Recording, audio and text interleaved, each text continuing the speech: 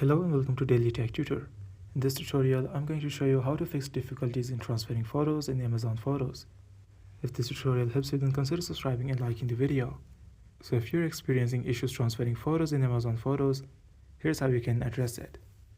First, ensure that your device has a stable internet connection. Amazon Photos require a consistent connection to upload or download photos and videos. If you're on mobile data, check that the app is permitted to use it. Next, verify that your Amazon Photos app is up to date. An outdated app can lead to unexpected issues. Visit the Google Play Store and check for any available updates for Amazon Photos. Then check your storage limits. Amazon Prime members have unlimited photo storage, but video storage is limited to 5 GB unless you have purchased additional space. If you have exceeded this limit, it can cause uploads to pause. Consider deleting some videos or upgrading your storage plan. After that, try restarting the app. Close Amazon app completely and reopen it. Sometimes a simple restart can resolve temporary glitches. If the issue persists, sign out of your Amazon Photos account and sign back in. This can refresh your session and clear any underlying issues.